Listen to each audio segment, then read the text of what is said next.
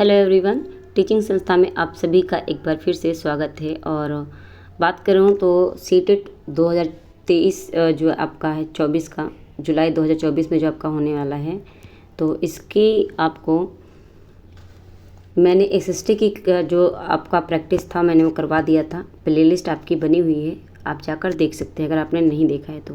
इसके अलावा आज से हम स्टार्ट करेंगे सीडीपी के, और सीडीपी के प्रैक्टिस करने के बाद हम चलेंगे हिंदी पे, ठीक है ना। तो शुरुआत करते हैं आज के सेशन की। और पहला प्रश्न है हमारा, देखिए सबसे पहली बात तो मैं स्टार्टिंग में ही बता दूं आपको कि यहाँ पे आपको कथन और कारण से प्रश्न बहुत देखने को मिलेगा, और यही पैटर्न आपका मेन चल रहा है सीटेट में, ठीक है ना। प्रेजेंट टाइम में अगर बात करूं तो सीटेट हार्ड इसलिए हो रहा है क्योंकि यहाँ पे कथन और कारण से प्रश्न दे रहे हैं, और टाइम जो है गेनिंग वाला प्रश्न होता है, लेंदी प्रश्न होते हैं, पढ़ने में आपको थोड़ा सा टाइम लगता है, तो इसकी प्रैक्टिस आपको करनी है, बाकी समझ बनानी है, ठीक है। पहला है आपका, पहला प्रश्न है, कथन है, एक बच्चे की विकास की प्रगति को उसी उम्र के बच्चों के विकास की दर से तुलना करके सटीकता से मापा जा सकता है। क्या ये सही है? क्योंकि तर्क दिया है, क्योंकि विकास का स्वरूप व गति सभी बच्चों के लिए एक समान होता है तथा सभी सांस्कृतिक परिवेश में समान रहता है। तो सभी बच्चों के लिए एक समान तो बिल्कुल नहीं रहता है। अच्छा, यहाँ पे विकास का स्वरूप व गति सभी बच्चों के लिए एक समान होता है, ये तो ठीक है, यानी मतलब बच्चा को इन्वायरमेंट तो अलग अलग मिलती हैं, ठीक है ना, और संस्कृति परिवेश समान रहता है, यहाँ पे ये बात कर रहा है, तो इसलिए ये आपका गलत हो जाएगा। और बात करें यहाँ पे तो आपका दोनों ही गलत हो जाएगा। क्यों? क्योंकि आपका यहाँ पे क्या बात किया है, एक तो सबसे पहली बात, बच्चे की किसी बच्चे से तुलना करके आप उसकी सटीकता नहीं माप सकते, ठीक है ना। हर बच्चे का जो लेवल है वो अलग अलग होता है, हर बच्चे की समझ अलग अलग होती है, हर बच्चे की परिवेश जो है वातावरण अलग होता है, संस्कृति परिवेश अलग होती है, ठीक है ना, विकास अलग अलग होता है, वृद्धि अलग अलग होती है, ये सब चीज़ें जो हैं सबका अलग अलग होता है, ठीक है ना। तो ये चीज़ ध्यान में रखेंगे, इसलिए दोनों ही गलत हो जाएंगे और ऑप्शन आपका डी सही हो जाएगा, ठीक है।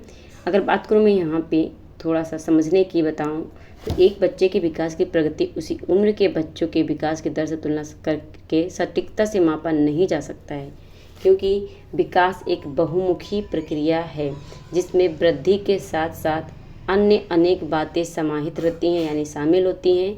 विकास के फलस्वरूप व्यक्ति में नवीन क्षमताएं प्रकट होती हैं, ठीक है। विकास का स्वरूप व गति सभी बच्चों के लिए समान नहीं होता, अलग अलग होता है, क्योंकि यह बालकों का व्यक्तिगत विभिन्नताओं से प्रभावित होता है, साथ ही सांस्कृतिक परिवेश में भी बदलता रहता है, ठीक है। अगला प्रश्न है, एक बच्ची फुटबॉल खेलने सीखने से पहले कूदना व छलांगे मारना सीखती है, यह विकास के किस सिद्धांत को प्रदर्शित करता है? तो ये शीर्षगामी, समीप दूराभिमुखी या परिवर्तनीय या साम्य धारणा। तो ये जो आपका प्रॉक्सिमोडिस्टल जो होता है, समीप दूराभिमुखी, ये आपका हो जाएगा, ठीक है ना। यहाँ पे अगर मैं बात करूँ तो इस सिद्धांत के अनुसार आप कहना क्या चाहते हैं, इसमें यह है कि विकास निकट से दूर के ओर के क्रम का अनुसरण करता है। इसके अनुसार पहले केंद्र में स्थित अंगों की रचना और नियंत्रण होता है, फिर केंद्र से दूर स्थित अंगों की रचना और नियंत्रण होता है, ठीक है ना।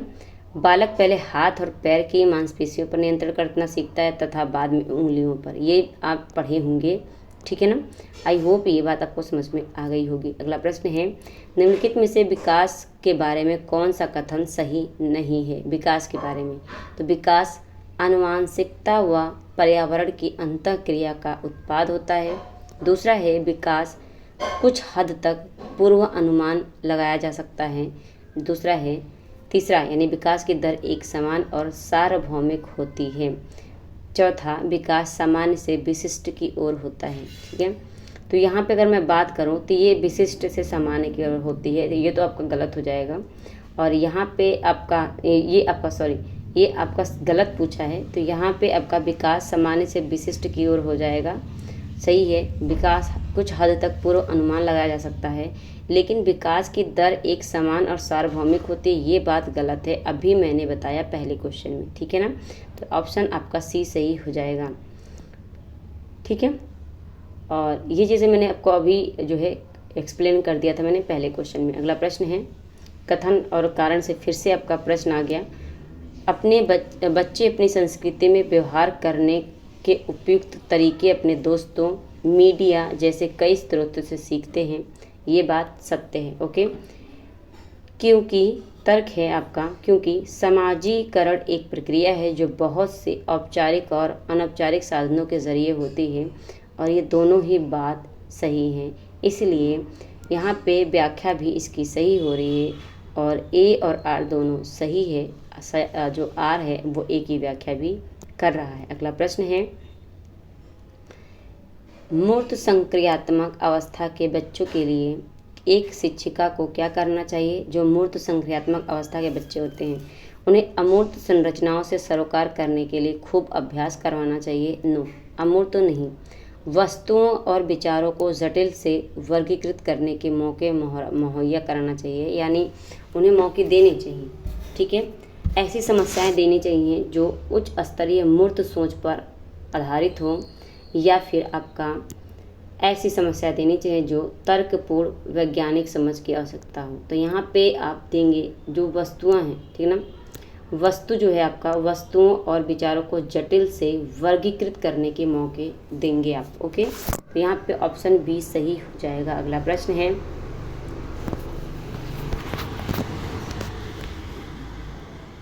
अगला प्रश्न है आपका,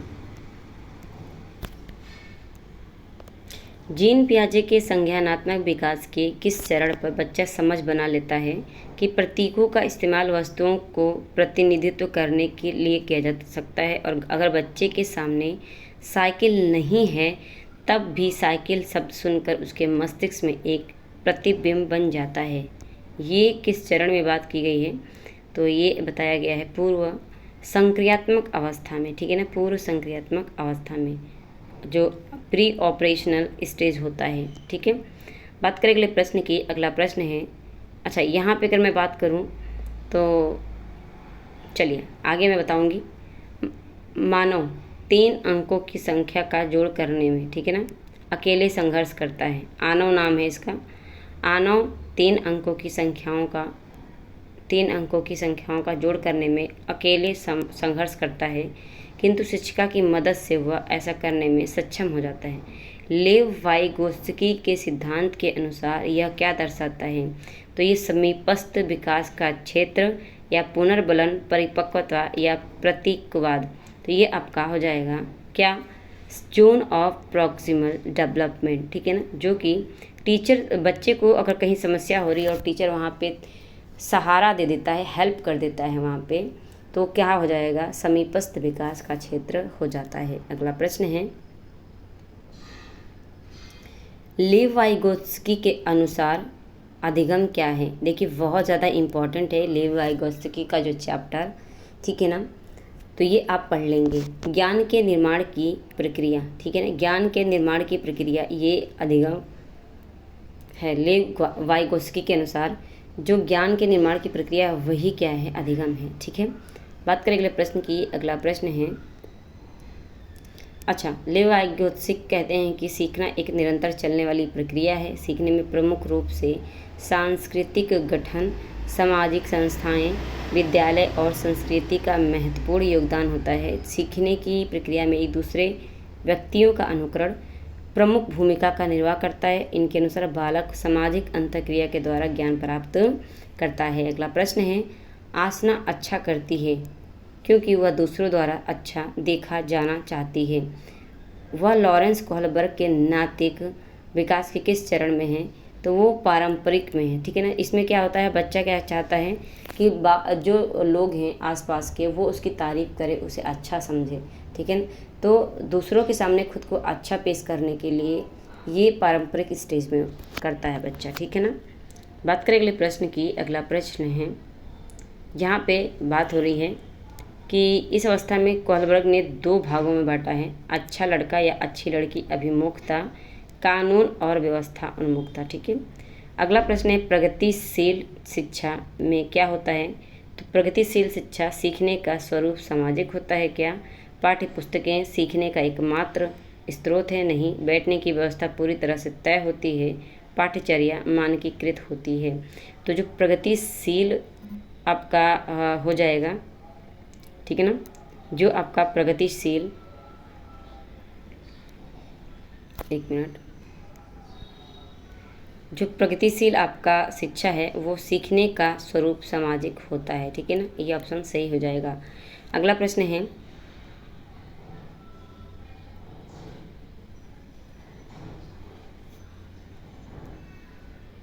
राष्ट्रीय शिक्षा नीति 2020 किस पर बल देती है? तो राष्ट्रीय शिक्षा 2020 ये आपका बल देती है लचीला बहुस्तरीय गति आधारित अधिगम पर। बच्चों के केवल की बात कर दे, निगेटिव हट जाएगा। राष्ट्रीय पाठ्यचर्या के मानकीकरण पर, तो स्टैंडर्डाइजेशन नहीं करना है, ये भी आपका गलत हो जाएगा। और यहाँ पे फिर बात किया है कि बच्चों के स्मरण पर भी ध्यान नहीं देना है। तो ये बहुस्तरीय यानी मल्टी लेवल एक्टिविटी इस बच्चों को करवानी है, ठीक है ना, तो ऑप्शन ए सही हो जाएगा। पॉजिटिव लेना है बच्चों के लिए, ठीक है। अगला प्रश्न है, निम्नलिखित में से कौन सी विशेषता हार्वर्ड गार्डनर द्वारा प्रतिपादित अंतर्वैयक्तिक बुद्धि का आलेख करती है? तो ये करती है मौखिक व लिखित भाषा की संवेदनशीलता, ध्वनि व ताल के प्रति संवेदनशीलता, दूसरों के विचारों और इच्छाओं को समझने की क्षमता, खुद को समझने की क्षमता। तो यहाँ पे हो जाएगा दूसरों के विचारों और इच्छाओं को समझने की क्षमता। अगला प्रश्न है, अच्छा यहाँ पे देख लेंगे, हार्वर्ड गार्डनर द्वारा प्रतिपादित अंतर्वैयक्तिक बुद्धि, इंटरपर्सनल इंटेलिजेंस से तात्पर्य दूसरों के विचारों और इच्छाओं को समझने की क्षमता से है। अर्थात इसके अंतर्गत व्यक्ति दूसरे की भावनाओं, व्यवहारों, अभिप्रेरणा आदि के बारे में जानकर उनसे एक अच्छा संवाद करता है, जैसे कि साइकोलॉजिस्ट होता है। ओके। अगला प्रश्न है, वाइगोत्स्की के संरचनावाद में किसकी भूमिका अहम होती है? तो इसमें भाषा की अहम भूमिका है। वाइगोत्स्की का कहना है कि भाषा ज़रूरी है। ओके। अगला प्रश्न है, अच्छा यहाँ पे एक चीज़ बात करूँ मैं, तो बालक 2 प्रकार से भाषा सीखते हैं, ठीक है ना, ये वाइगोत्स्की का कहना है। कैसे? आंतरिक विचार से और शाब्दिक रूप से। बाह्य विचार यानी शाब्दिक रूप से, अर्थात बालक विचारों को ध्वनियों में परिवर्तन कर लेता है, ठीक है। वाइगोत्स्की संज्ञानात्मक विकास के लिए भाषा को एक उपकरण यानी टूल मानते हैं। इनके अनुसार भाषा के अभाव में व्यक्ति अपना संज्ञानात्मक विकास नहीं कर सकता, ठीक है। अगला प्रश्न है, बच्चों के सीखने का आकलन करने के लिए एक शिक्षिका को किन तरीकों को इस्तेमाल करना चाहिए? तो कक्षा में की गई अंतःक्रिया, परियोजना, पोर्टफोलियो, आत्म आंकलन, ये सभी हो जाएंगे आपके सही होंगे। अगला प्रश्न है, क्योंकि सभी पॉजिटिव दे रहे हैं। अगला प्रश्न है, राष्ट्रीय शिक्षा नीति 2020 के अनुसार मूल्यांकन का उद्देश्य किसकी जानकारी देती है? तो मूल्यांकन का राष्ट्रीय शिक्षा नीति 2020 के अनुसार मूल्यांकन का उद्देश्य किसकी जानकारी देता है? विद्यार्थियों को कक्षा में व कक्षा के बाहर कैसे सहायता दी जा सकती है, ठीक है ना, विद्यार्थियों का उसके सहपाठियों की तुलना में प्रदर्शन। तो यहाँ पे अगर मैं बात करूँ, ऑप्शन ए सही हो जाएगा, विद्यार्थियों को कक्षा में व कक्षा के बाहर कैसे सहायता दी जा सकती है, ठीक है ना। अगला प्रश्न है, अच्छा एक चीज़ यहाँ पे और ध्यान में रखेंगे आप कि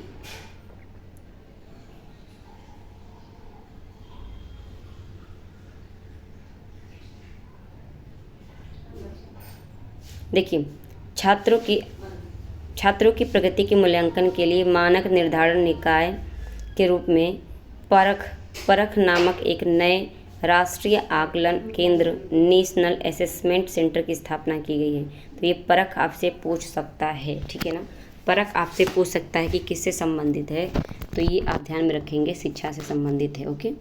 अगला प्रश्न है, निम्नलिखित में से कौन सी प्रथम समावेशन में बाधक है? तो प्रथम समावेशन में बाधक एक कक्षा का अनुशासन एक दूसरे के लिए परस्पर सम्मान पर आधारित है, या फिर अगर मैं बात करूँ यहाँ पे, तो सामग्री को केवल की बात कर दी तो ये निगेटिव हो जाएगा और यहीं पे ये सही हो जाएगा। अगला प्रश्न है, निम्नलिखित में से कौन हाशिए के समूहों के विद्यार्थियों को शामिल करने में बाधा उत्पन्न करता है? शैक्षिक संस्थानों तक पहुंच, अधिकारों में क्षमता, भाग लेने का अवसर, सामाजिक वर्तिकाग्र और सामाजिक स्टिग्मा ही ये करता है, ठीक है ना, बाधा उत्पन्न करता है। अगला प्रश्न है,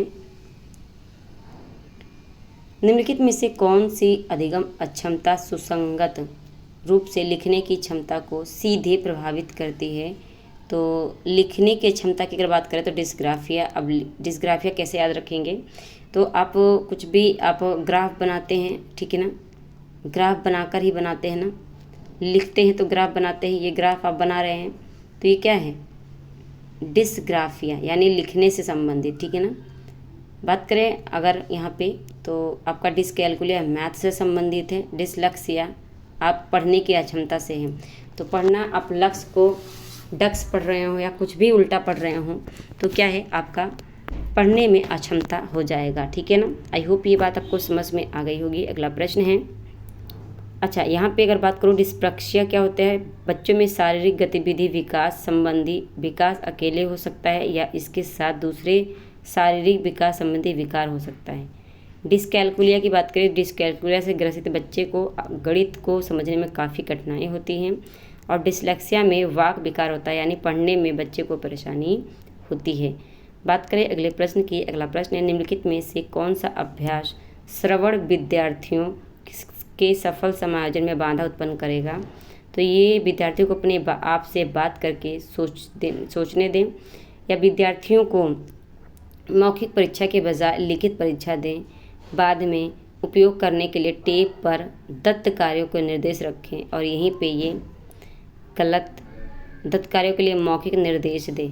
तो ये चीज़ आपका यहाँ पे मैं बात करूँ तो जो श्रवण विद्यार्थी हैं उनके लिए ना, तो ये विद्यार्थियों को मौखिक परीक्षा के बजाय मौखिक क्यों नहीं, क्योंकि वो सीख सकते, जब वो सुन सकते हैं तो मौखिक तो होना ही चाहिए, ठीक है ना। तो ये आपका सही हो जाएगा। मौखिक उनके लिए नहीं होना चाहिए जो सुन नहीं सकते हैं, ठीक है ना, जो सुन नहीं सकते हैं। अगला प्रश्न है आपका, निम्नलिखित में से प्रतिभावान विद्यार्थी की विशेषता क्या है? तो ये क्या करते हैं, सोच से सटीकता की आवश्यकता, यानी need for precision in thinking. अगला प्रश्न है, एक शिक्षिका अपने विद्यार्थियों में बोध कौशल को विकसित सुसाध्य करना चाहती है। इस उद्देश्य के लिए उसे निम्नलिखित में से किससे बचना चाहिए? तो उसे संदर्भहीनता से बचना चाहिए, ठीक है ना, संदर्भहीनता से। बाकी संकल्पना मानचित्रण करना चाहिए, रूपरेखीकरण करना चाहिए और सारांशीकरण भी करना चाहिए। अगला प्रश्न है, विद्यार्थियों में एक संप्रत्यय के अधिगम को सुसाध्य करने के लिए एक शिक्षक को निम्न में से क्या करना चाहिए? तो एक शिक्षक को निम्न में से जानकारी और पिछले ज्ञान के बीच संबंध बनाने से बचें। नए ज्ञान, तो ये गलत हो जाएगा। नियमों को समझने और अवधारणा की विशेषताओं को परिभाषित करने पर ध्यान दें। विषय वस्तु से संबंधित आवश्यकता और गैर आवश्यक जानकारी का मिश्रित कर दें, या सामग्री और जानकारी को अत्यधिक मूढ़ और जटिल रूप से प्रस्तुत करें। तो यहाँ पे आपका ऑप्शन बी सही हो जाएगा, ठीक है ना। नियमों को समझने और अवधारणा की विशेषताओं को परिभाषित करने पर ध्यान दें। ऑप्शन बी आपका सही हो जाएगा। अगला प्रश्न है, निम्नलिखित में से कौन सा कारक अकादमिक प्रदर्शन में विद्यार्थियों की असफलता के लिए जिम्मेदार नहीं है? तो तनाव तो है, भय भी है और बोरियत भी है, लेकिन जिज्ञासा नहीं है। तो ऑप्शन सी सही हो जाएगा। अगला प्रश्न है, एक संप्रत्यय को पढ़ाते समय एक शिक्षक एक ऐसा उदाहरण दे रहा है जिसमें उस संप्रत्यय से जुड़ी श्रेणी की सबसे महत्वपूर्ण मूल विशेषताएं हैं। ऐसे उदाहरण को भ्रांति, एक गैर उदाहरण, एक आद रूप या अपवाद कहते हैं। क्या कहते हैं? तो यहाँ पे एक आद रूप कहते हैं। अगला प्रश्न है, एक निर्दिष्ट लक्ष्य तक पहुँचने के लिए विद्यार्थियों को उनकी संज्ञानात्मक क्षमताओं पर चिंतन करने के लिए प्रोत्साहित करके एक शिक्षक निम्नलिखित के किस के विकास को सुगम बना रहा है? तो ये अधिसंख्या, ठीक है, अधिसंख्या को बना रहा है। अगला प्रश्न है, शिक्षण अधिगम प्रक्रिया की अवधारणा करते समय राष्ट्रीय पाठ्यचर्या की रूपरेखा 2005 निम्न में से किसके महत्व पर बल देती है? तो सक्रिय जुड़ाव और बातचीत, वेदन और बार बार अभ्यास, सामग्री को रट कर तो बात ही नहीं करनी है, ठीक है ना। तो यहाँ पे ऑप्शन ए सही हो जाएगा, एक्टिव एंगेजमेंट एंड इंटरेक्शन करना चाहिए, ठीक है ना। अगला प्रश्न है आपका, किसी समस्या को हल करने के लिए विद्यार्थियों की मदद करने के लिए एक शिक्षक को निम्न में से क्या करना चाहिए? तो ये असंगत जानकारी को चिन्हांकित करके विद्यार्थियों को भ्रमित करना चाहिए नहीं। भ्रमित क्यों करेंगे? विद्यार्थी को सीधे उत्तर बताएं और उन्हें इसे नकल करने के लिए कहें। ऐसे संकेत जो प्रासंगिक स्कीमा संरचना को सक्रिय कर दे और यही आपका सही हो जाएगा। अगला प्रश्न है आपका असर्शन से है और रीजन से है। पहला है शिक्षण अधिगम प्रक्रिया के दौरान एक शिक्षक को विद्यार्थियों को उनकी भ्रांतियों और वैकल्पिक अवधारणाओं को साझा करने का अवसर देना चाहिए। ये बात सत्य है क्योंकि भ्रांतियाँ और वैकल्पिक अवधारणाएं हमेशा आधारहीन होती हैं और सीखने की प्रक्रिया में महत्वहीन होती हैं। तो ऐसा तो नहीं है, इसलिए आपका ए सही हो जाएगा और आर आपका गलत हो जाएगा। ठीक है। अगला प्रश्न है अधिगम असहायता लाचारी सब तब महसूस होती है जब एक विद्यार्थी यह मानता है कि क्षमता में सुधार हो सकता है और उसका ध्यान महारत लक्ष्यों पर केंद्रित होता है नहीं। प्रयास क्षमता को प्रभावित करते हैं और उसका ध्यान प्रदर्शन लक्ष्यों पर केंद्रित होता है। शैक्षणिक गतिविधियों के परिणाम नियंत्रित हैं, शैक्षिक गतिविधियों के परिणाम अनियंत्रित हैं। तो ऑप्शन डी आपका सही हो जाएगा। ठीक है ना। और आज का लास्ट प्रश्न है हमारा, निम्नलिखित में से कौन आंतरिक प्रेरणा का उदाहरण है? माता पिता द्वारा दंड से बचने के लिए नहीं, एक गतिविधि में रुचि के कारण। तो रुचि आपका आंतरिक होता है।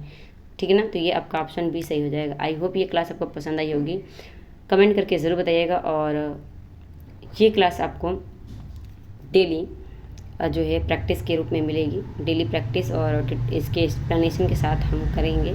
ठीक है ना। चैनल को पहली बार आए, चैनल को सब्सक्राइब नहीं किया तो चैनल को सब्सक्राइब जरूर कर लीजिएगा, बेल आइकन प्रेस कर लीजिएगा ताकि ऐसे ही आपको क्लास मिलती रहे। करंट अफेयर की क्लास भी आपको मिल रही है डेली 12 बजे। और सीटेट की भी मैंने SST की कंप्लीट करवा दी थी, अभी आपकी CDP की स्टार्ट की है, पहला क्लास है। ठीक है ना। तो अपने साथियों को शेयर करके उन्हें भी इस चैनल से जोड़ लीजिएगा। मिलते हैं हम अपने नेक्स्ट क्लास में। आज के लिए इतना ही, धन्यवाद।